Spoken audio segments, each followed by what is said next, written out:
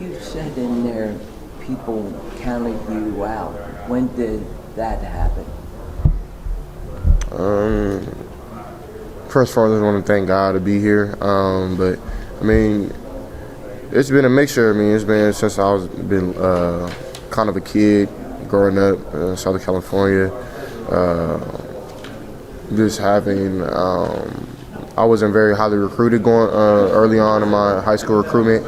A lot of people overlooked me and didn't give me a shot until I went to the Elite 11 and kind of showed people what I can really do. So that's kind of where it started when it comes to football. And then really when I got to school, no one really thought I would really play good at Ohio State, I felt. Especially even in my hometown, people told me it was too big for me and I wouldn't be able to outstand the pressure or things like that. And but for me, everything it's kept me grounded though, because I mean that wasn't God's plan, so that's what I'll just roll on God's plan. You talk about getting to know Stetson in New York City, kind of similar thing. Maybe y'all talk back about football, about his life now. What were those conversations like with you guys? Yeah, it was a little bit of both. Stetson's a good dude. He definitely comes from a great family. Met his mom and dad and his little brothers and things like that. And they're all about the dogs. So you know that when you see him. So he's a good dude though, man. We had a great conversation just about ball and about life, and definitely wish him plenty of success in his career. And I think that he'll do great things, man. He's always kind of been an underdog too, and people was counting him out, but he just kept answering the bell and kept showing up. So respect to him. I'm about to ask you, what do you think about his story right now? I mean, he's one of these guys probably could run for governor of Georgia one day, but he's already won the national title. Yeah, he's amazing, bro. If you look at what he does, I definitely think that even he'll tell you this, it just wasn't him. I think the people around him has kept him grounded, and they believed and trusted in him. That's definitely something that you need as a football player, because you second guess yourself a lot in this type of lifestyle. So I definitely think that it hasn't just been him in this game, and his parents have done a great job. His older brothers done a great job of keeping him uplifted and things like that. So hats off to them. CJ, what makes him Mecca a good receiver? Like I said, this is work ethic, the way that he approaches the game like a pro. He's been like that since his freshman year, just kind of just having confidence out the roof and coming in with a mindset of I'm not just going to be Chris Olave, Garrett Wilson, and Jackson's backups. I'm going to be my own person and be dominant at that and learn from them guys. So I definitely that's what Zone 6 does. They learn from each other and they just get better and better every day. How unusual is it to have this underdog role? I mean, you put up such prolific numbers the last 2 years, and yet you come in here expected to lose to Georgia in Atlanta. Is that a different feeling? Hear that out, that noise from outside? Not really. I mean, I expect people to fold and twist and change and turn on me, so it's not nothing new. It is what it is. I mean, you got to go out there and just play what you got to play the game why you want to play. If we go out there and start playing why everybody else wants us to play and do things that everybody else wants us to do, then I think we'll get off schedule and not be Buckeyes and not be who we are to get here. You know what I'm saying? So I mean, I definitely I'm not surprised. And I mean, people have the right to their own opinion, so I don't really go against that. I wouldn't have any sleep if I did. So I definitely think that this is all meant to be and it's God's plan. So I'm rocking with that. Do you kind of like being in that position for a change, not being the overwhelming favorite and kind of being the team or the quarterback or whatever is expecting too much from you? I mean, I don't really mind. Either way it goes. If that's being the underdog, if that's being the dog. So, I mean, whatever, I'm here, you know what I'm saying? And I think that's all that really matters is that we're here as a team. We're here as brothers. We deserve to be here. We played really good football all season. So at the end of the day, that's kind of how I look at it, is that we got to go play us. We got to go play our football. How much have you looked at Georgia's defensive front, and in particular Jalen Carter?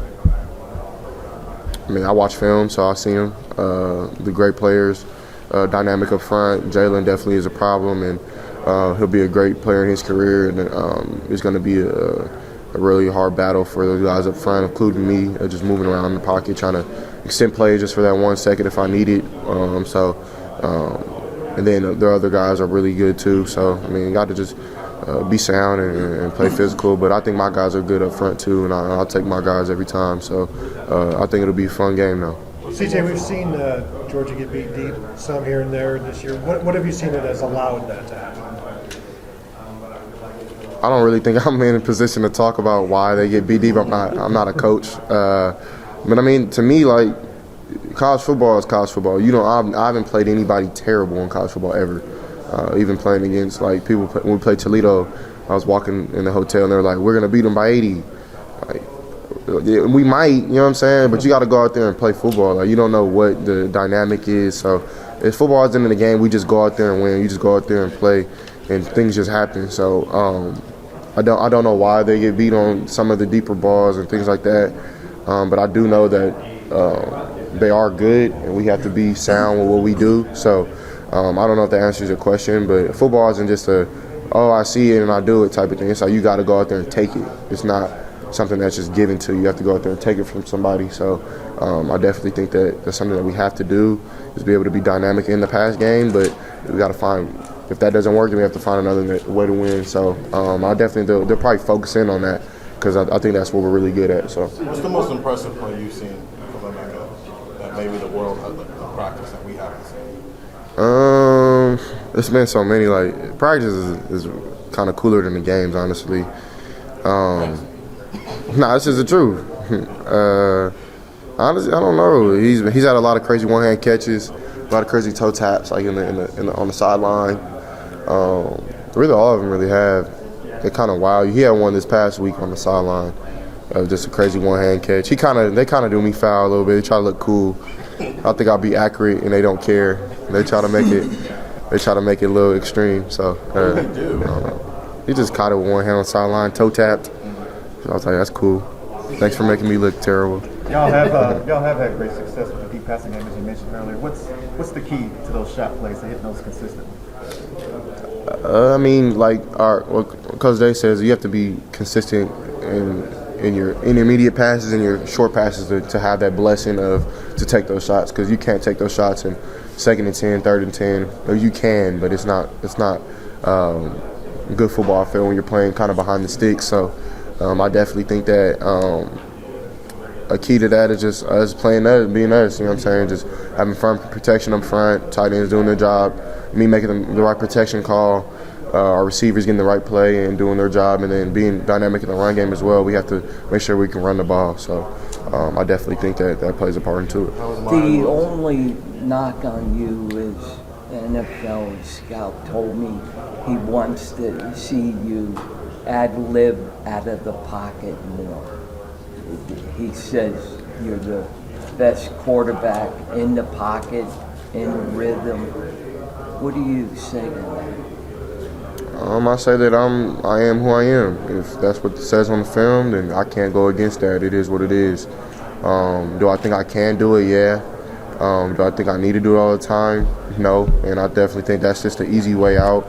But like I said, if whatever I have to do to win the game, I'm going to try to do it. You know what I'm saying? So I definitely think that if that's somebody's thought, everybody has a right to their own opinion, but I think I am one of the best quarterbacks in the country, and I think I've proven that 2 years in a row. And, I mean, whatever that means, I don't know. Hopefully that answers your question, but I don't know. I'll see y'all on Saturday. You guys can't think about the way else you play Georgia. You play Buckeye. And I could just echo that. What is Buckeye football to you? What does it mean to play Buckeye? That's a great question. I mean, I think just number 77 being number 77 on the left tackle side, DeJuan being DeJuan, Luke being Luke, Matt being Matt, Donnie being Donnie, K being him. Really just being on everybody be themselves. No, we don't need nothing extra. We don't need nothing crazy. We just got to be ourselves, man. I think and that'll take us home. So I think that's kind of what I meant, is just being ourselves and have complete confidence in that we can do it on our own strength. We don't need any of the hoorah and all of the crazy talk. And we don't. I mean, we've had that before, and I'm saying it does help. But right now, it's really, you look around, it's kind of just us. So and that's what kind of I'm sorry. I mess with Toledo though. My boy Dallas Gant goes there. Their quarterback is really good. I didn't mean no harm or foul by it. It's just I was going through the hotel and they just fans just assume that you're gonna win the game by this amount of points because of the spread or whatever. I don't even know what that means. So I guess the question would be about being yourselves. This is not trying to be a smart aleck, but the last 2 years we haven't seen Ohio State do what Ohio State Buckeyes do in the Big Ten. So what's the changer that gets you over that hump and puts you guys back on top of the Big Ten and on back? We playing in the playoff, bruh, so I don't know, bro. So we playing in the playoff. It's not about the Big Ten no more. It's about playing against Georgia. So I don't know if that answers your question, but that's how I feel. He's been looking good. I mean, I don't want to put too much out there, but I mean, I feel like he's back to his old self and just working hard and doing what he needs to do to play in this game. Because I mean, he's been kind of going through it, just not being able to play. So I'm kind of feeling for him. That's probably one of my best friends on the team. So constant communication with him, just trying to make sure that he's all right in the head as well as physically. So.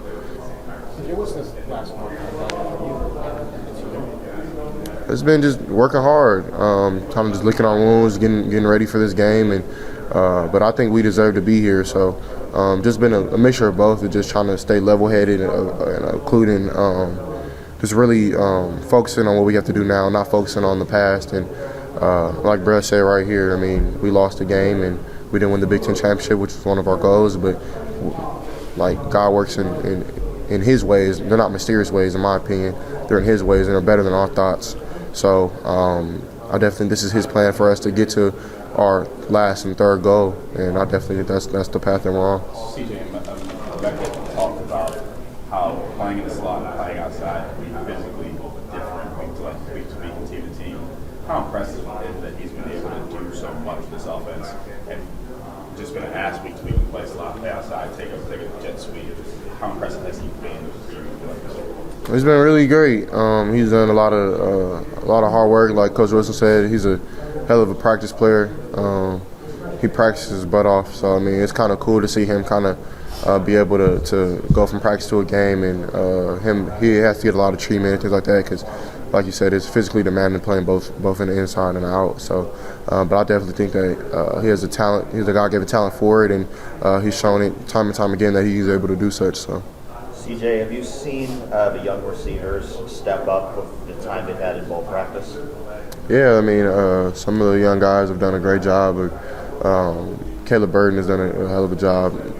He's gotten a lot better. Reese Stocksdale has done an amazing job really all season. Reese is in there whenever Marvin and Emeka are. So somebody who I definitely think that will have opportunity to play in his career here, and somebody who I'm excited to see play because he can play and he's very fast. That people don't give him credit for. So Reese has done a hell of a job, and JB has stepped up and become a lot more mature and stepped up and is going to continue to do great things. And some other guys are still trying to find their way. Kojo is doing good too, along with Keon, and they're just getting their feet wet some more. So excited to see them in their career. Is it important for you guys going into this game to have more depth at that receiver position? Yeah, I mean, that's always the plan, is to have complete depth, and because I mean, at the end of the day, you never know what can happen, God forbid. So you got to be able to. It has to be a next man up type of thing and mentality. So just to win the game, and I definitely think that that's something that we've been thinking about, and hopefully that we'll be able to execute on Saturday. CJ, Emeka alluded to after the loss to Michigan that maybe people had kind of forgotten about you guys. Is that added motivation for you this week that you've got another shot at this, and to kind of remind people that you're here and you're capable?